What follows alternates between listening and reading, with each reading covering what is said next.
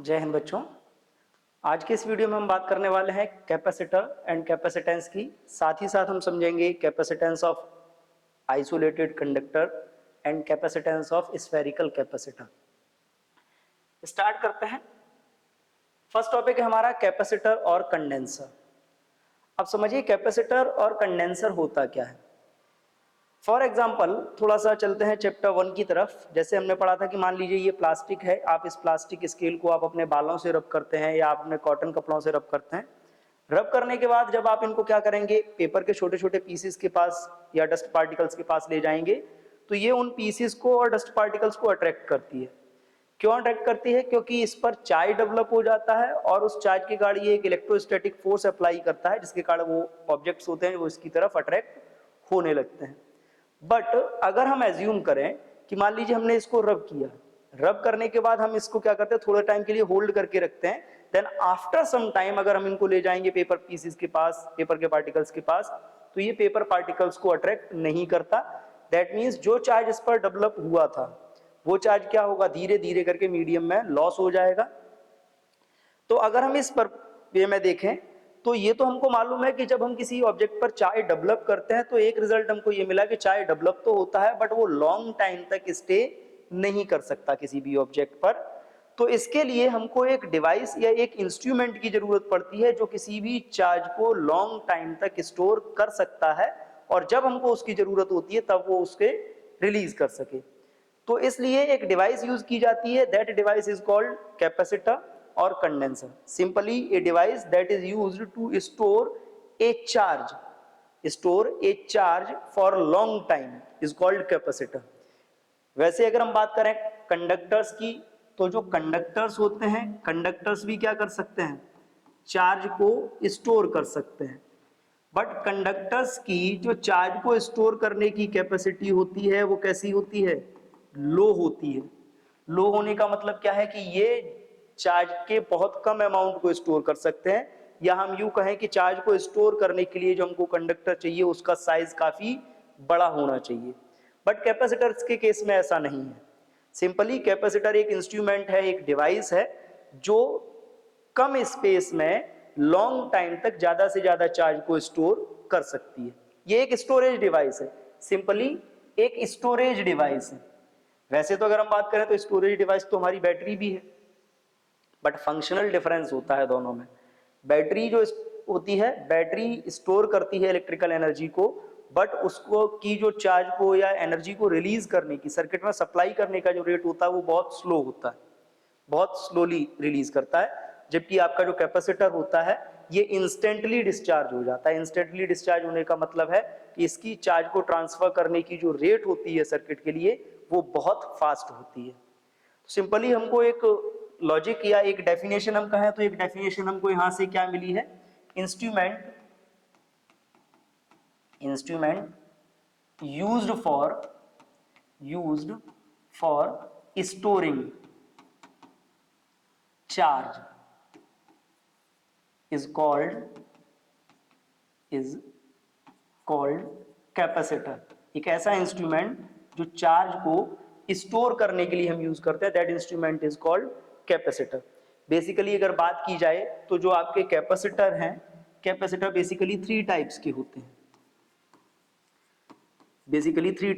हैं। पहला होता है आपका सिलिंड्रिकल कैपेसिटर, क्लियर। सेकेंड होता है आपका स्फेरिकल कैपेसिटर और थर्ड होता है आपका पैरेलल प्लेट कैपेसिटर। और देखिए इस चैप्टर में ये हम बात करें तो हमारे सिलेबस में जो पैरेलल प्लेट कैपेसिटर है ये काफी डिटेल में है, इसको हम काफी डिटेल में पढ़ने वाले हैं। सिंपली एक डिवाइस जो चार्ज को स्टोर करने का फंक्शन रखती है या जो चार्ज को स्टोर करने का वर्क करती है, that device is called capacitor. Capacitor होता क्या है, बेसिकली कैपेसिटर में दो मेटलिक शीट्स होती हैं या दो कंडक्टर्स होते हैं जिनको एक दूसरे से एक डेफिनेट डिस्टेंस पर रख दिया जाता है। और इनको एक दूसरे से एक डेफिनेट डिस्टेंस पर रखने के बाद दोनों कंडक्टर्स के बीच का जो स्पेस होता है, इस स्पेस में या तो वैक्यूम क्रिएट कर दिया जाता है या कोई डाई इलेक्ट्रिक मटेरियल फिल कर दिया जाता है। और जब इन कंडक्टर्स पर चार्ज डेवलप किया जाता है तो एनर्जी या चार्ज एनर्जी के फॉर्म में इसी डाइइलेक्ट्रिक मटेरियल में स्टोर होने लगता है। ये जो कंडक्टर्स होते हैं, इन कंडक्टर्स को बोला जाता है प्लेट्स ऑफ कैपेसिटर। और प्लेट्स के शेप के बेस पे कैपेसिटर 3 टाइप्स के हैं, cylindrical, spherical and parallel plate. If two concentric metallic spheres are placed in any space, दो concentric metallic spheres से मिलके अगर बना लेते हैं कैपेसिटर को तो उसको बोलते हैं स्फेरिकल। दो कोएक्सियल सिलेंडर्स को मिला के बनता है तो उसको बोलते हैं सिलिंड्रिकल कैपेसिटर। और अगर दो शीट्स को एक दूसरे के पैरेलल रख के बनाया जाता है then it is called parallel plate capacitor. Simple. तो एक बार फिर से समझ लेते हैं कैपेसिटर क्या है। Capacitor is a device that is used to store the charge in minimum space for a long time in the form of electric field or electrical energy।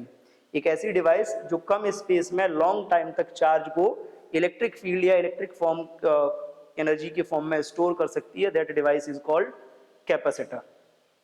अब समझिए जैसे हमने कैपेसिटर की बात की, देखो कैपेसिटर जो होता है हर कैपेसिटर सेम चार्ज तो स्टोर नहीं कर सकता।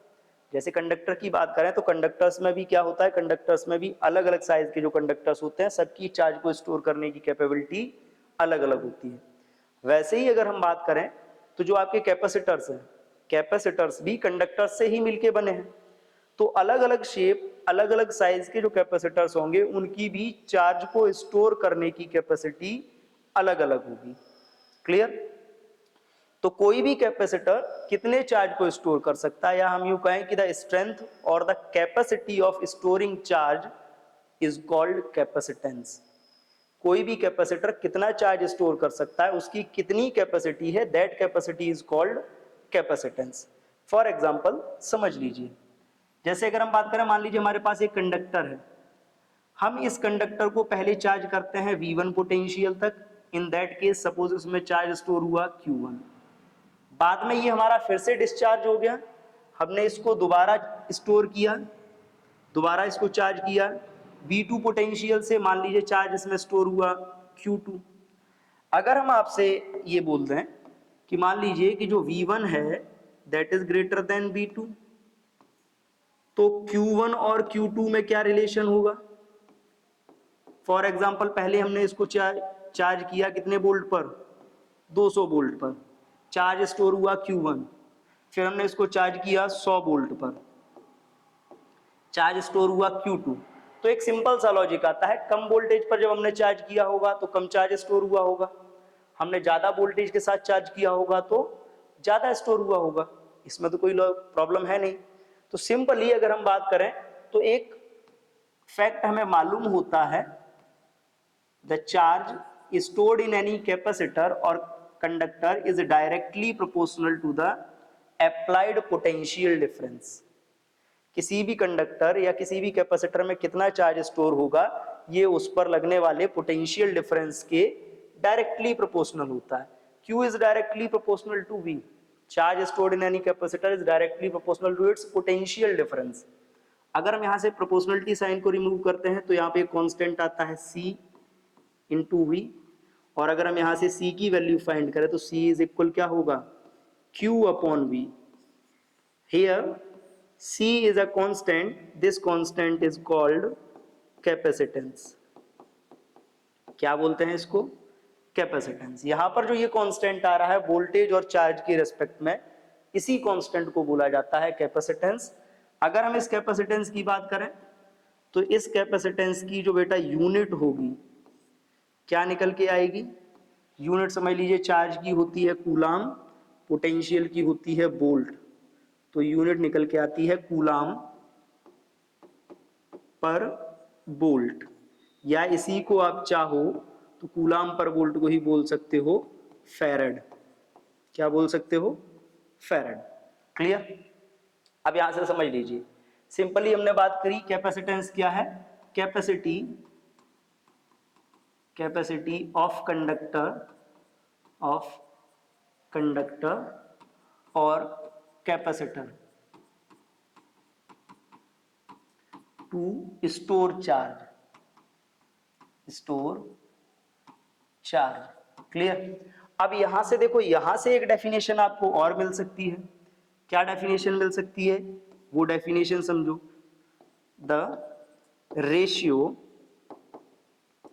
Of charge stored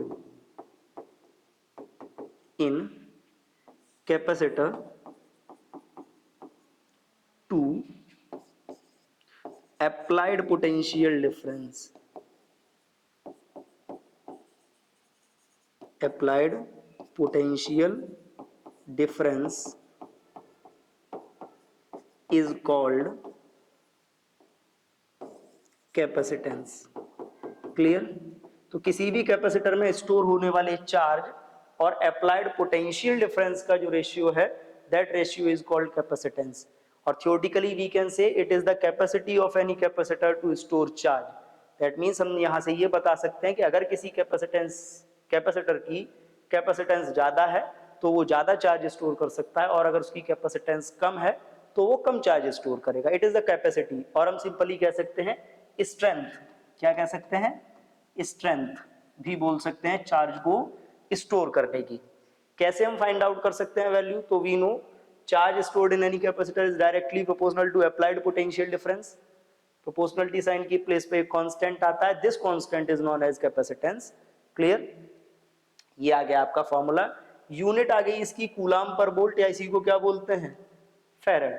but practically हमारे पास जितने भी कैपेसिटर हैं, या नॉर्मली हम जिन कैपेसिटर्स को यूज करते हैं, उनकी जो कैपेसिटेंस होती है वो माइक्रो फेरेड की रेंज में होती है।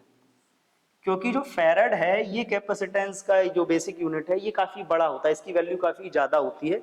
नॉर्मली हमको जितने चार्ज की रिक्वायरमेंट होती है, उस चार्ज के लिए जो कैपेसिटर हम यूज़ करते हैं वो माइक्रो फेरेड में मेजर किए जाते हैं। क्लियर। समझ में आ गया कि व्हाट इज कैपेसिटर? कैपेसिटर मतलब एक डिवाइस जो चार्ज को स्टोर कर सकती है, और उसकी जो कैपेसिटी होती है चार्ज को स्टोर करने की, दैट इज कॉल्ड कैपेसिटेंस।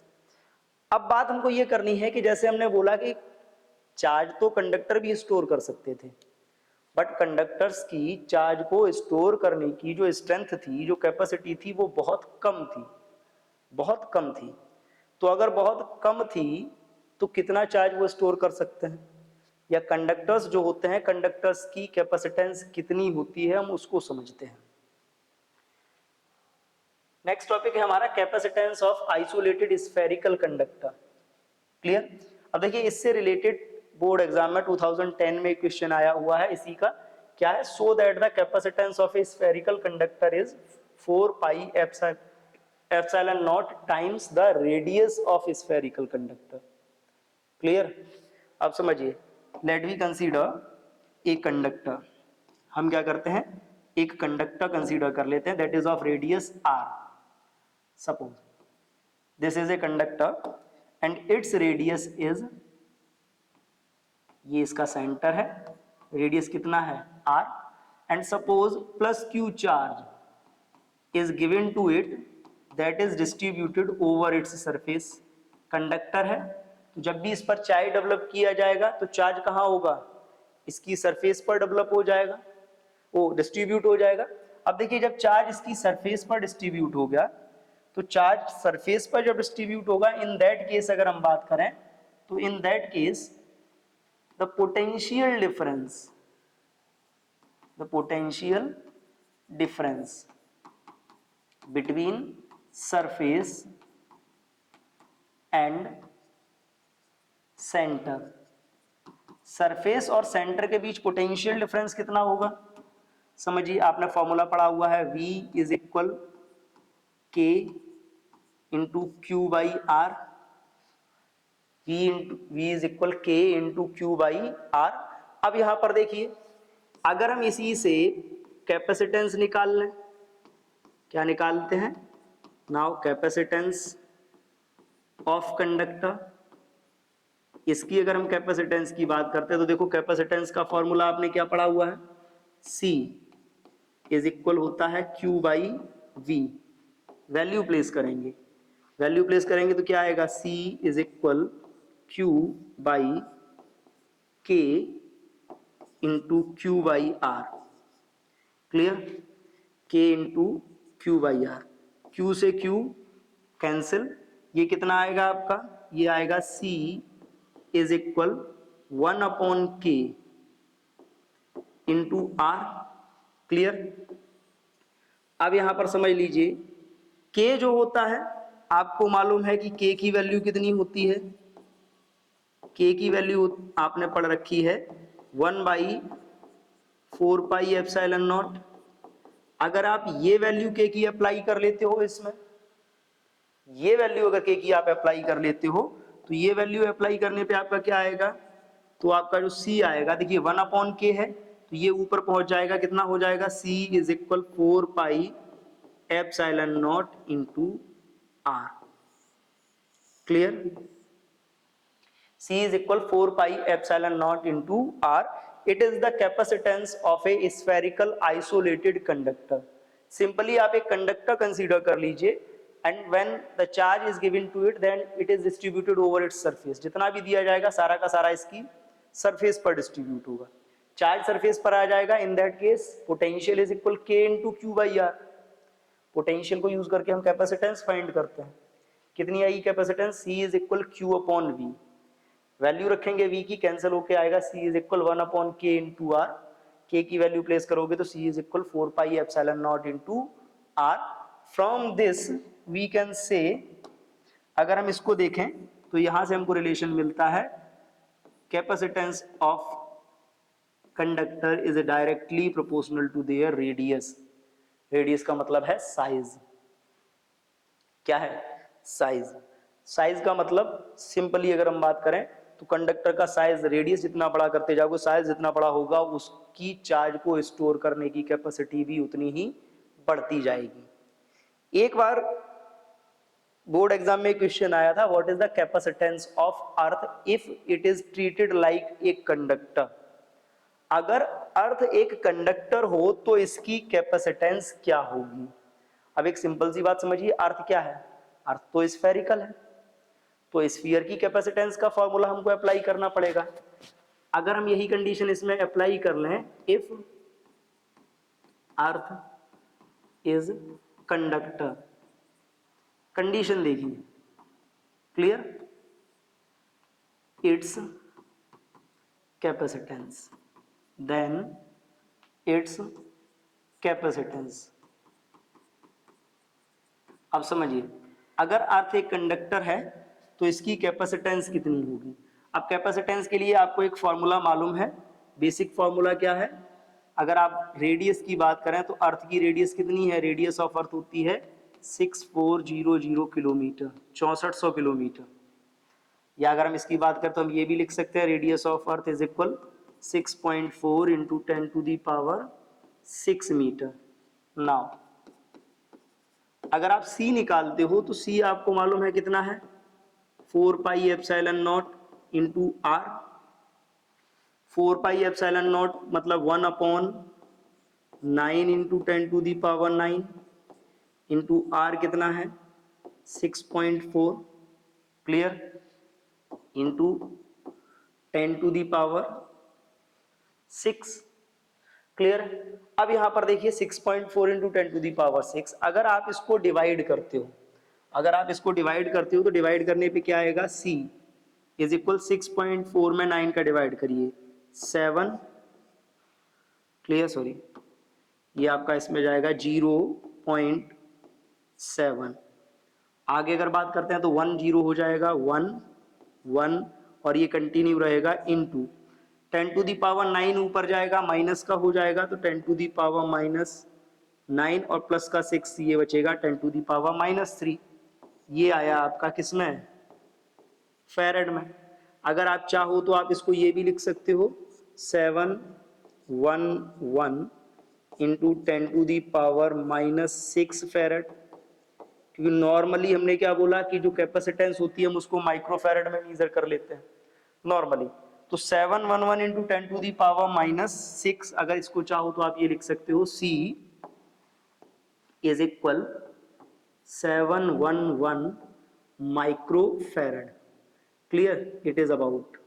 तो अगर अर्थ एक कंडक्टिंग स्फीयर की तरह बिहेव करती है, इन दैट सिचुएशन जो आपकी कैपेसिटेंस होगी वो कितनी होगी, 711 माइक्रोफैरेड। Clear, 711 microfarad. अब यहां पर समझ लीजिए, एक क्वेश्चन और एक बार बोर्ड एग्जाम में पूछा गया कि can earth store a charge of 1 coulomb at 1 volt potential if it is a conducting sphere. यानी कि अगर अर्थ एक कंडक्टिंग स्फीयर है तो क्या 1 कूलम चार्ज 1 वोल्ट पर ये स्टोर कर सकती है। तो एक बात सिंपल सी समझ लीजिए कि 1 कूलम चार्ज को 1 volt, 1 coulomb charge is stored at 1 volt, then capacitance is 1 farad. Capacitance कितनी, 1 फैरड, और 1 फैरड जो कैपेसिटेंस है वो 711 माइक्रोफैरड से काफी ज्यादा है।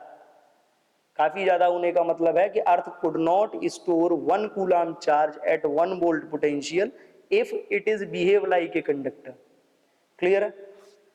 तो 1 कूलम चार्ज अर्थ में स्टोर नहीं हो सकता कि अगर वो कंडक्टर की तरह बिहेव करेगी। नॉर्मली उसकी कैपेसिटेंस कितनी होती है, 711 माइक्रोफैरड। सिंपल जो हमको रिलेशन मिला है वो याद रखना है कि capacitance of conductor is directly proportional to their radius. Size जितना बड़ा करते जाओगे कैपेसिटेंस उतनी बढ़ती जाएगी। आगे बात करते हैं, हमने 3 टाइप के कैपेसिटर पढ़े हुए हैं। 3 में से हमको स्फेरिकल कैपेसिटर को थोड़ा सा समझना पड़ेगा, और सिलेंड्रिकल कैपेसिटर हमारे सिलेबस में नहीं है। पैरेलल प्लेट कैपेसिटर के बारे में भी हम डिटेल में पढ़ेंगे, बट उससे पहले एक क्वेश्चन है कंडक्टर का। समझ लीजिए क्या दिया है, 8 identical spherical drops each carrying charge of 1 nanocoulomb are at potential of 900 volt each. All these drops combine together to form a single large drop. Calculate the potential of this large drop. Assume no wastage of any kind. Take capacitance of a sphere of radius r as proportional to r. समझ लीजिए, आपको क्या दिया गया है कि इस type से 8 ड्रॉप्स हैं, 8 ड्रॉप्स हैं। अब इन ड्रॉप्स की अगर बात करी जाए तो इनका जो चार्ज है वो कितना है, 1 नैनो कूलम, और जो V है, ठीक है, V1, ये कितना है, ये है आपका 900 वोल्ट। ये मर्ज होती हैं, और मर्ज होने के बाद एक लार्ज ड्रॉप बनती है। इस लार्ज ड्रॉप का पोटेंशियल आपको बताना है। तो अब एक बात सिंपल सी समझ लीजिए कि अगर लार्ज ड्रॉप के लिए आप बात कर रहे हो तो लार्ज ड्रॉप का जो चार्ज होगा वो कितना होगा, चार्ज एडिटिव होता है नेचर में। इसका 1 नैनो कूलम था तो इसका कितना हो जाएगा, 8 into Q, that means 8 nano coulomb. इन दोनों प्रोसेस में देखिए हमको कैपेसिटेंस के फॉर्मूले की हेल्प से इसको सॉल्व करना है। बट एक बात बहुत कॉमन है कि अगर हम बात करें कि जब इनका मर्जर होगा तो मर्जर की कंडीशन में क्या होगा, volume of large drop is equal क्या होगा, volume of small drop into 8 drops थी। अब देखिए वॉल्यूम ऑफ लार्ज ड्रॉप तो 4/3 pi capital R cube is equal 4/3 pi small R cube into 8। क्या कैंसिल हो रहा है, 4/3 पाई से 4/3 pi cancel, capital R cube is equal क्या हुआ, 8 आर क्यूब को हम चाहे तो हम क्या लिख सकते हैं, 2r का होल क्यूब। यहां से रिलेशन हमको क्या मिला, यहां से रिलेशन हमको ये मिलेगा कि जो कैपिटल आर होगा वो 2 इंटू स्मॉल आर। क्लियर, समझ लीजिए 8 ड्रॉप्स थी, मर्ज होके एक लार्ज ड्रॉप बनाई। लार्ज ड्रॉप की जो रेडियस आएगी वो स्मॉल ड्रॉप की रेडियस की डबल होगी, बिकॉज अगर हम इनको मर्ज करेंगे तो इनका जो वॉल्यूम रहेगा वो कांस्टेंट रहेगा। अब वॉल्यूम कांस्टेंट रहने के बेस पे समझ लीजिए, अगर आप यहां से बात करते हो तो यहां से क्या होगा, V नो। एक बात हमको और मालूम है कि जो C is directly proportional to क्या बोला गया है, R, that means C for large upon C for small is equal क्या होगा, radius of large upon radius of small. हो जाएगा, डायरेक्टली प्रोपोर्शनल है रेडियस के, तो लार्ज की कैपेसिटेंस अपॉन स्मॉल की कैपेसिटेंस क्या होगा, radius of large upon radius of small. अगर आप इन दोनों का रेशियो फाइंड करते हो तो देखो C इज इक्वल क्या होता है, Q अपॉन V। क्या होता है, Q अपॉन V। तो Q upon V upon small के लिए चार्ज क्या माना है, स्मॉल q, और ये वोल्टेज V V1। समझते जाओ, लार्ज का charge Q, voltage V, small का charge small q, voltage V1। हमने दोनों का वैल्यू रख लिया। C इज इक्वल क्या होता है, Q upon V, it is equal R upon small r। अब एक सिंपल सा तरीका समझिए कि अगर हम इसको सॉल्व करें तो ये क्या आ रहा है, थोड़ा सा चलते हैं आगे। क्या आया है हमारे पास, capacitance of large upon capacitance of small is equal radius of large upon radius of small. Capacitance large की क्या होगी, charge upon voltage upon small का चार्ज अपॉन स्मॉल का voltage is equal radius upon radius. अब समझो, Q is equal क्या है, ये है आपका 8Q अपॉन V अपॉन ये कितना है, Q upon V1 is equal capital R कितना आया था, 2R अपॉन R। इस R से ये कैंसिल, इस Q से ये कैंसिल, V1 कहाँ जाएगा, ऊपर। तो सॉल्यूशन हमारा जो आएगा वो आएगा 8V1 upon V is equal 2। 8V1 upon V is equal 2। तो अगर हम यहां से करें तो ये V इज इक्वल क्या आएगा, 8V1 upon 2, that means V is equal 4V1। V1 कितना था, 900, ये आपका हो गया 3600 वोल्ट। तो सिंपल बेटा समझ लीजिए कि अगर हम प्रोसीजर यूज कर रहे हैं कैपेसिटेंस का, इस फैक्ट के बेस पे निकल के आएगा capacitance of large upon capacitance of small is equal radius of large upon radius of small. अब अगर हम इसी में यूज कर लें तो लार्ज की कैपेसिटेंस क्या होगी, charge on large drop upon potential of large. Small की कैपेसिटेंस क्या होगी, charge on small drop upon potential of small. Radius value रखी, कैपिटल Q आपको मालूम है 8 इंटू स्मॉल q है, और कैपिटल R क्या है, 2 इंटू स्मॉल r है, जो आप फाइंड कर चुके हो। जो कैंसिल होना था कैंसिल कर लिया। फाइनली हमारे पास आया V is equal 4 into voltage of small drop. Small drop का 900 वोल्ट था, तो लार्ज ड्रॉप का कितना आया, 3600। लेकिन एक शॉर्ट ट्रिक भी है इसकी, एक शॉर्ट ट्रिक भी है। क्या है वो शॉर्ट ट्रिक, वो एक बात आप समझ लीजिए कि जब आप शॉर्ट ट्रिक की बात करते हो तो शॉर्ट ट्रिक कैसे आप फॉलो कर सकते हो। अगर आपको वोल्टेज ऑफ लार्ज चाहिए, वोल्टेज ऑफ लार्ज ड्रॉप चाहिए, तो voltage of large drop is equal होता है voltage of small drop into under root नहीं वो क्यूबिक रूट ऑफ n का होल स्क्वायर। क्लियर। या अगर आप इसको चाहो तो आप इसको ये भी लिख सकते हो, voltage of large is equal होता है voltage of small into n power 2/3। n power 2/3। n क्या है, n है नंबर ऑफ ड्रॉप्स, जितनी ड्रॉप आप कंप्लीट मर्ज कर रहे हो उनका नंबर। तो ये एक शॉर्ट फॉर्मूला है जिसके बेस पे आप क्या कर सकते हो, डायरेक्ट पोटेंशियल का कन्वर्जन कर सकते हो।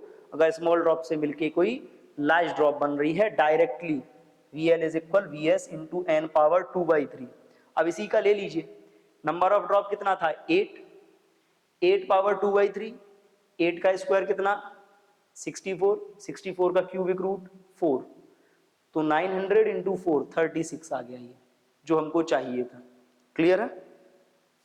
चलते हैं नेक्स्ट टॉपिक पे। नेक्स्ट टॉपिक है स्फेरिकल कैपेसिटर। स्फेरिकल कैपेसिटर क्या होता है, एक सिंपल सी बात समझिए कि if two concentric hollow metallic spheres are arranged in any system, दो कोसेंट्रिक हॉलो मेटलिक स्फीयर्स, एक मेटलिक स्फीयर ये है और दूसरा मेटलिक स्फीयर इस टाइप से, पहला मेटलिक स्फीयर ये है और दूसरा मेटलिक स्फीयर आपने क्या किया है इस टाइप से, ये मान लीजिए अरेंज कर दिया। दोनों कैसे हैं, कोसेंट्रिक हैं और कोसेंट्रिक होने के बाद आपने इस टाइप से अरेंज किया है। मान लीजिए अंदर वाले की रेडियस है r1, बाहर वाले की रेडियस है r2। साथ ही साथ इन दोनों के बीच का जो स्पेस है कोसेंट्रिक है, और इनके बीच के स्पेस में, ये जो बीच वाला स्पेस है, इस स्पेस में आपने क्या किया हुआ, इस स्पेस में आपने कोई भी डाई इलेक्ट्रिक मटेरियल फिल कर दिया या वैक्यूम क्रिएट कर दिया। इसके बाद जब आप प्लेट्स पर चार्ज डेवलप करोगे, then this system is called spherical capacitor. Simply there are two concentric metallic spheres of different radius arranged at a definite distance from each other, and the medium between these two spheres is filled by any dielectric material or vacuum, and charge is developed on both plates that is equal and opposite in nature. अब मान लीजिए कि ये plate है, इस plate पे आप क्या करते हो, अंदर वाली जो प्लेट है, अंदर वाली प्लेट पर आप चार्ज डेवलप करते हो इस पर, ठीक है। आपने इस प्लेट पर चार्ज डेवलप किया, कैसा चार्ज डेवलप किया, पॉजिटिव। जैसे ही आप पॉजिटिव डेवलप करोगे तो क्या होगा, ये अंदर वाले स्फीयर पर पूरे पर फैल जाएगा। ये अंदर वाले स्फीयर पर पूरे पर फैलेगा तो इसके अंदर वाले स्फीयर पर फैलने का रिजल्ट क्या होगा कि ये जो बाहर वाली सरफेस थी, इस बाहर वाली सरफेस पर क्या होगा, निगेटिव अंदर की तरफ इंड्यूस हो जाएगा। क्लियर, निगेटिव चार्ज इंड्यूस होगा अंदर और पॉजिटिव किधर आएगा, बाहर। तो जो पॉजिटिव बाहर आ रहा है, जैसे ही आप इसकी अर्थिंग करोगे तो बाहर वाली सरफेस का पॉजिटिव सारा कहाँ चला जाएगा, ग्राउंड में। और ग्राउंड में जाने का मतलब है कि बाहर वाली सरफेस का पॉजिटिव जब ग्राउंड में चला जाएगा तो केवल अंदर की सरफेस पर क्या बचेगा, निगेटिव चार्ज बचेगा। तो when we will give positive charge to the inner sphere, then due to the induction negative charge is developed on the inner surface of outer sphere. Clear? बाहर वाले स्फीयर की अंदर वाली सरफेस पर क्या होगा, नेगेटिव चार्ज डेवलप हो जाएगा। In that case there are two potentials in the region. अब इस सिस्टम में हम बात करें तो अंदर वाले पर पॉजिटिव, बाहर वाले पर नेगेटिव, तो रीजन में कितने चार्ज पोटेंशियल हो गए, दो, एक पॉजिटिव के कारण और एक नेगेटिव के कारण। तो अगर हम यहां पर बात करते हैं तो क्या होगा, now net potential between plates. अब देखिए प्लेट्स के बीच नेट पोटेंशियल की आपसे बात करी जा रही है, तो नेट पोटेंशियल क्या होगा, V इज इक्वल, पहली प्लेट का पोटेंशियल कितना, K into Q by R1, दूसरी प्लेट का पोटेंशियल कितना, माइनस, निगेटिव है तो K into Q by R2। पहली प्लेट का स्फीयर है तो स्फीयर का क्या होता है, K into Q by R। पहला पॉजिटिव है तो K into Q by R1, दूसरा निगेटिव है तो K into Q by R2, वो भी निगेटिव का, माइनस आ गया। फाइंड करते हैं तो क्या आएगा, K इंटू क्यू कॉमन आ गया, क्या रहा ये, 1/R1 minus 1/R2।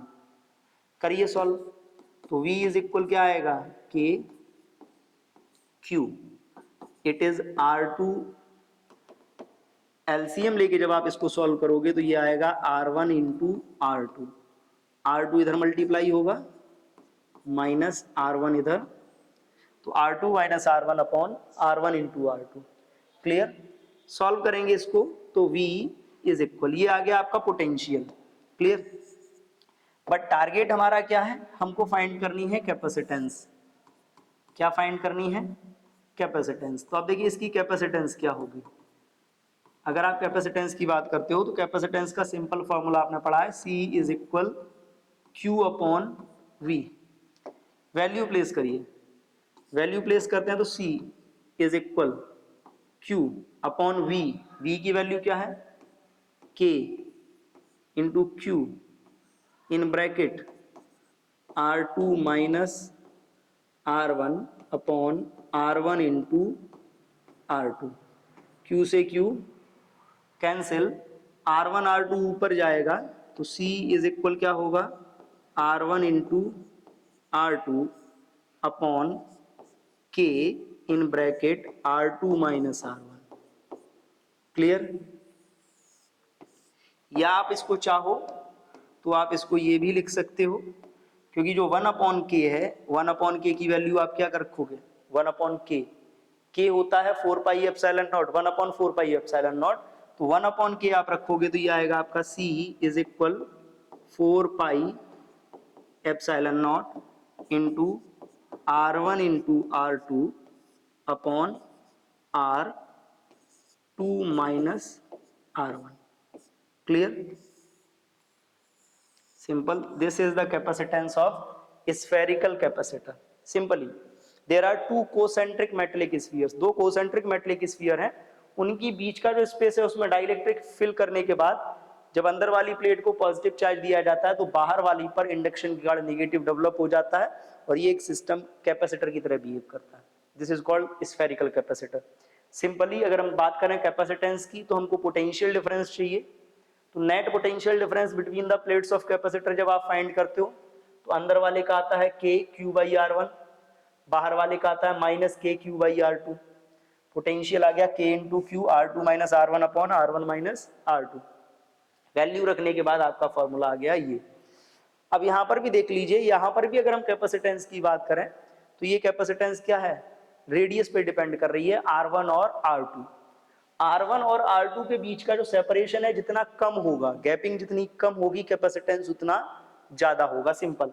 R2 minus R1 की वैल्यू जितनी कम होती जाएगी कैपेसिटेंस की वैल्यू उतनी बढ़ती जाएगी.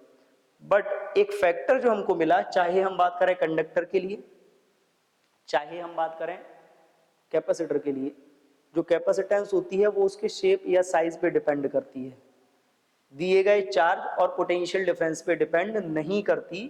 क्योंकि कैपेसिटेंस की जो वैल्यू है चार्ज और पोटेंशियल के रेस्पेक्ट में कांस्टेंट है. उन्हीं दोनों के रेस्पेक्ट में ये कांस्टेंट हमने ड्राइव किया था. तो इन फ्यूचर अगर कोई क्वेश्चन आपको देखने को मिलता है जिसमें चार्ज चेंज हो जाता है या पोटेंशियल चेंज हो जाता है तो बेटा कैपेसिटेंस चेंज नहीं होगी. कैपेसिटेंस केवल तभी चेंज होगी जब शेप या साइज में किसी टाइप का चेंज होगा. क्लियर है?